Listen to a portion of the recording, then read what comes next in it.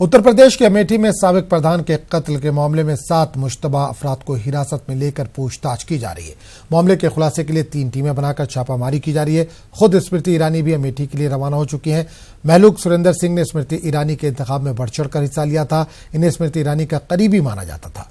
इब्तिदाई जांच से पता चला है कि खानदानी रंजिश की बुनियाद पर कत्ल किया गया है। फिलहाल मामले की पूछताछ जारी है।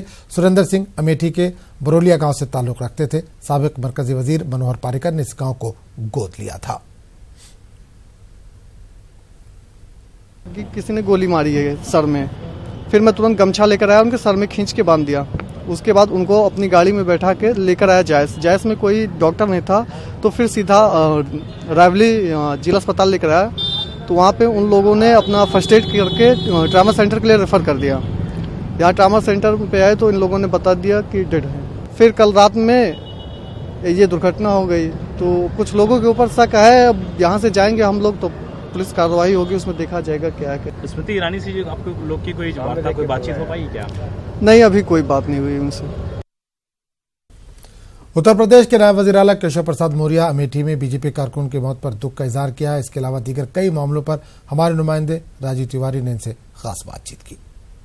डिप्टी सीएम केशव प्रसाद मौर्य जी हैं। सर, देखा जाए तो अमेठी में बीजेपी कार्यकर्ता की गोली मारकर हत्या कर दी गई है, कैसे देखते हैं आप इसको? नहीं, घटना दुखद है। हमारा एक कार्यकर्ता, मतलब हमने बहुत होनहार कार्यकर्ता को खोया है, और जिन लोगों ने भी हत्या की है वो पाताल में भी छुपे होंगे, तो उनको पकड़ेंगे और कठोर कार्रवाई होगी। हम किसी भी कीमत पर प्रदेश में हिंसा करने वालों को छोड़ने वाले नहीं। अपने कार्यकर्ता के बलिदान से हम भी दुखी हैं, पूरा अमेठी दुखी है, पूरा प्रदेश दुखी। सर, जिस तरह से जनता ने बीजेपी एनडीए को प्रचंड अपना जनादेश दिया है, उसका बाद आपकी सरकार बनने जा रही है, अब आगे की क्या रणनीति है, क्या कुछ विकास को लेकर आप लोग करेंगे जो वादे किए हैं? कल माननीय प्रधानमंत्री जी ने संसदीय दल की जो बैठक थी उसमें अपना उद्बोधन दिया है, और मुझे लगता है उस उद्बोधन में कुछ भी ऐसा नहीं है जो छोड़ा है।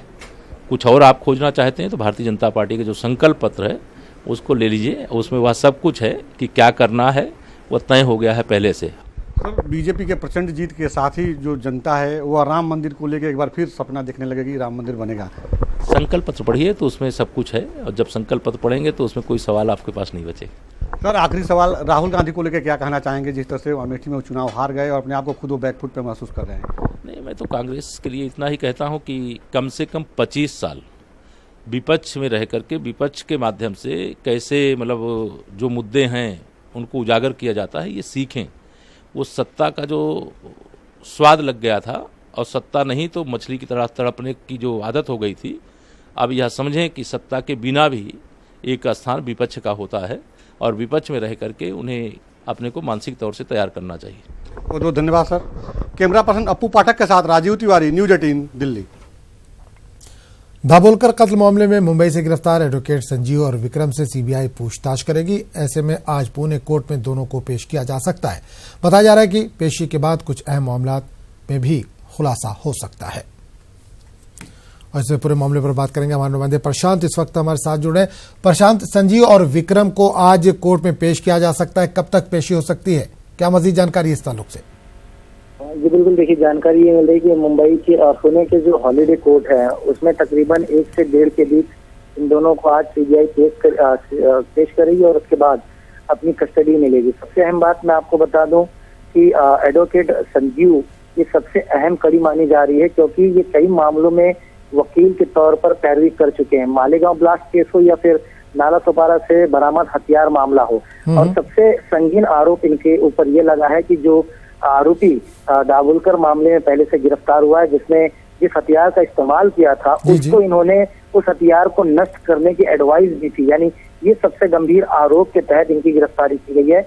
और दूसरी मैं विक्रम की बात करूं, जो दूसरा आरोपी अरेस्ट हुआ है, उसने उस इलाके की पूरी रेकी की थी, ऐसी जानकारी ऑफिशियल्स की तरफ से दी जा रही है। यानी कुल मिलाकर देखा जाए इन दोनों की काफी अहम कड़ी मानी जा रही है। सिर्फ दाभोलकर ही नहीं बल्कि कई ऐसे मामले हैं जिसमें संजीव बतौर एडवोकेट अगर रहे हैं तो उन मामलों में भी कई लिंक्स जुड़ने की काफी आसार जो है इस मामले के बाद से नजर आ रहे हैं। बहरहाल इंतजार करना होगा जब अदालत की एक बार कार्रवाई शुरू होगी 1 से 1.5 के बीच हॉलीडे कोर्ट में पुणे में, तो उस वक्त देखना होगा कि जो अधिकारी वहां पर अदालत में मौजूद होंगे जिन्होंने इनकी गिरफ्तारी की है, तो इनके और कौन कौन से तार किन किन मामलों में जुड़े हैं, रिमांड कॉपी में किन बातों का जिक्र किया जाता है, ये सबसे अहम होगा। और देखने वाली बात होगी कि संजीव और विक्रम को लेकर क्या कुछ और सबूत भी अदालत में अधिकारियों की तरफ से पेश किए जाते हैं। चलिए प्रशांत, बहुत बहुत शुक्रिया इस तमाम जानकारी के लिए। आगे बढ़ेंगे। जगन मोहन रेड्डी ने पीएम मोदी से दिल्ली में मुलाकात की। कई अहम मामलों पर दोनों लीडरों के दरमियान बातचीत हुई। कयास लगाया जा रहा है कि आंध्र प्रदेश को खुसूसी रियासत का दर्जा देने के ताल्लुक से बातचीत हुई है। आपको बता दें कि 30 मई को जगन मोहन आंध्र प्रदेश के वज़ीर आला के ओहदे का हलफ लेंगे। 151 सीटों के साथ वाईएसआर को कामयाबी मिली है। इससे पहले जगन मोहन रेड्डी ने तेलंगाना के सीएम केसीआर से मुलाकात की थी। हलफबर्दारी तकरीब में जगन मोहन ने केसीआर को मदऊ किया है।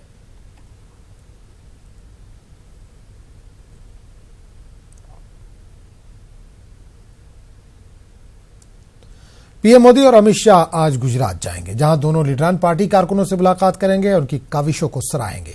इसके अलावा वज़ीर-ए-आज़म नरेंद्र मोदी आज अपनी वालदा से आशीर्वाद लेने के लिए आबाई मुकाम जाएंगे। आपको बता दें कि पीएम मोदी लोकसभा इंतखाबात में कामयाबी के बाद पहली मरतबा अपने मादरे वतन जा रहे हैं। पीर को पीएम मोदी अपने पार्लिमानी हल्के वाराणसी का भी दौरा करेंगे। 4,69,000 वोटों से जीत पर वहां के लोगों का शुक्रिया अदा करेंगे।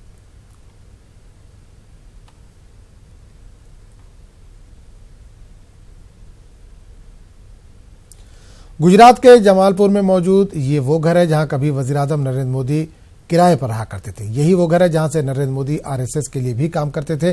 न्यूज़ 18 की टीम ने वज़ीर-ए-आज़म के इस घर का जायजा लिया।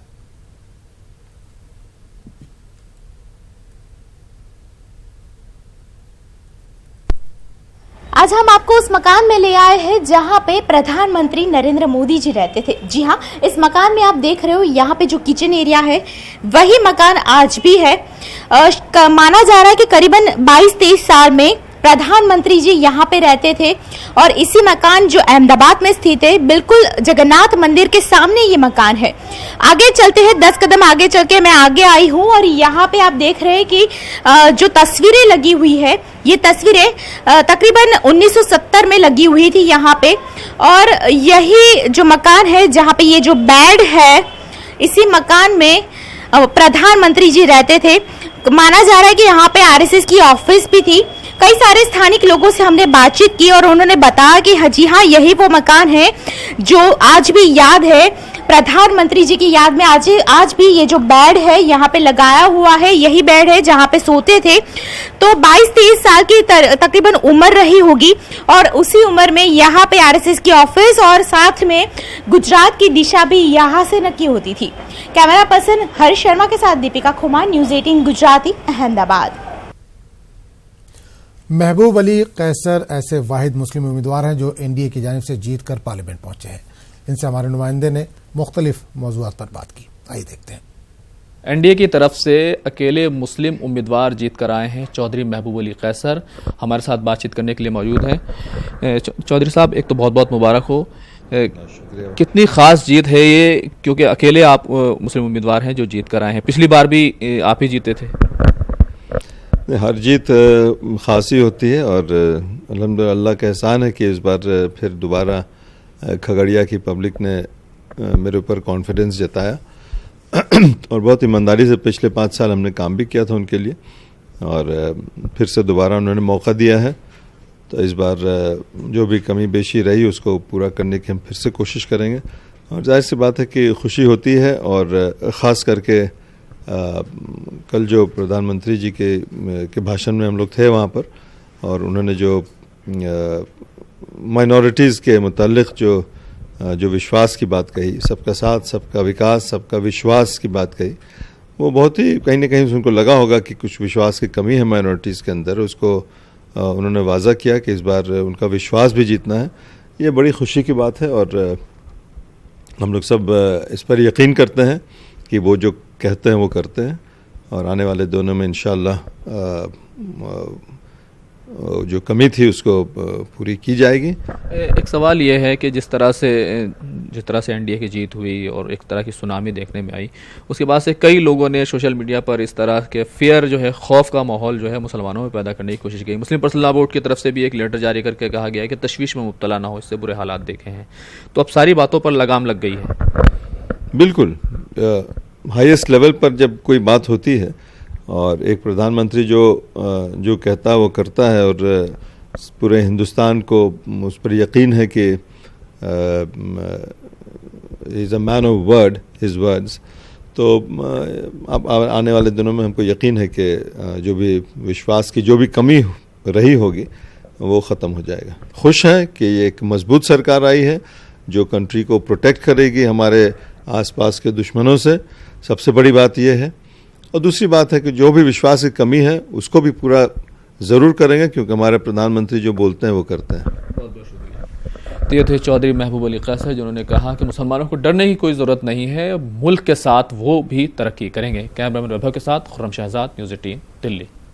आगरा से नौमुंतखब बीजेपी रुकन पार्लियामेंट एसपी सिंह बघेल ने कहा कि वो आगरा में ऐसा खूबसूरत माहौल कायम करेंगे कि बैरून मुमालिक से आने वाले मेहमान यहाँ ठहर सके। आगरा में टूरिज्म को फरोग देने के लिए हर मुमकिन कोशिश होगी। आगरा से नवनिर्वाचित सांसद एसपी बघेल साहब हैं। सर, अगर देखा जाए तो आप सांसद अब चुन लिए गए हैं, आगरा को लेकर के क्या सोच रहे हैं, किस तरह से डेवलपमेंट कराएंगे? क्योंकि कोई भी विदेशी आता है तो एक बार आगरा जाता है, ताजमहल जरूर देखता है, इस तरह की इच्छा लेके आता है, तो क्या कुछ है? पर्यटन की दृष्टिकोण से आगरा का बहुत महत्व है।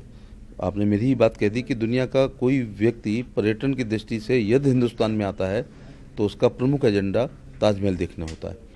ये आगरा हमारा अकेला ऐसा ज़िला और शहर है जहाँ 3 वर्ल्ड हेरिटेज हैं। हमारे पास लाल किला है, हमारे पास ताजमहल है, हमारे पास फतेहपुर सीकरी है, और दूसरा दयाल बाग का भी मंदिर है जो बहुत अच्छा बन चुका है। अतमतदौला भी है, अकबर का टॉम भी है, ऐसी कई चीज़ें हैं वहाँ पर। और दूसरी बात है कि धार्मिक पर्यटक भी आता है और इस प्रकार का भी आता है, तो मथुरा, वृंदावन, गोवर्धन, बरसाना भी बहुत पास में है। ऐसा वातावरण पैदा करेंगे और हमसे पहले वालों ने भी किया है कि पर्यटक वहाँ रुक सके। हमारे साथ सबसे बड़ी समस्या ये है कि गतिमान एक्सप्रेस चल रही है, शताब्दी चल रही हैं, राजधानियाँ चल रही हैं, एक्सप्रेस हाईवे है, AB रोड आ गया है, उसकी वजह से पर्यटक आगरा में रुक नहीं रहा है। दिल्ली की लॉबी इतनी हावी है कि वो दिखा के वापस लाती है। जब तक पर्यटक आगरा में रुकेगा नहीं, हमको रेवेन्यू नहीं मिलेगी।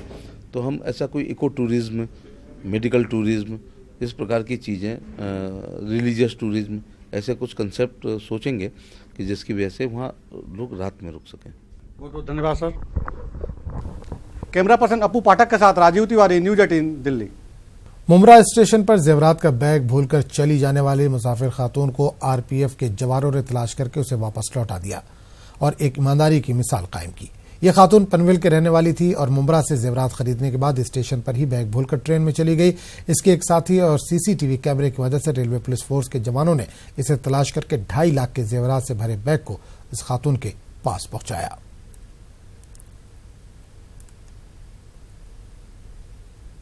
हम ग्राउंड कर रहे थे, उन्हें एक अनक्लेम बैग मिला और ब्लैक बैग मिला, तो उन्होंने जब आरपीएफ ऑफिस में लाया तो फिर उसको जब हमने इन्वेस्टिगेट किया तो उसमें 2,15,000 अप्रॉक्सीमेटली के 70 ग्राम्स के ज्वेलरी मिली। बाद में हम उसको इन्वेस्टिगेट की, इंक्वायरी की हमारे सोर्स के अकॉर्डिंग और ऑटो रिक्शा वालों से संपर्क करके, तो फाइनली हमने उस लेडीज़ को ट्रेस कर लिया। उसका नाम Nirmala Janardan Gondle, age approximately 50 years, Diva गाँव की रहने वाली थी। और वो ज्वेलरी प्लेटफॉर्म पे छोड़ गई कि ऑटो स्टैंड में छोड़ गई। उसको इस बात का नॉलेज नहीं था, लेकिन हमने उसकी जवाब से, बयान से, बताने से खुद को हमने जस्टिफाई किया और कि ये ज्वेलरी, ये सामान उसका है। बाद हमने अपने प्रोसीजरल फॉर्मेलिटीज़ पूरी करके, अपने जो लीगल प्रोसेस है उसको पूरा करके उसको उसकी jewellery with bag hand over किया प्रॉपर।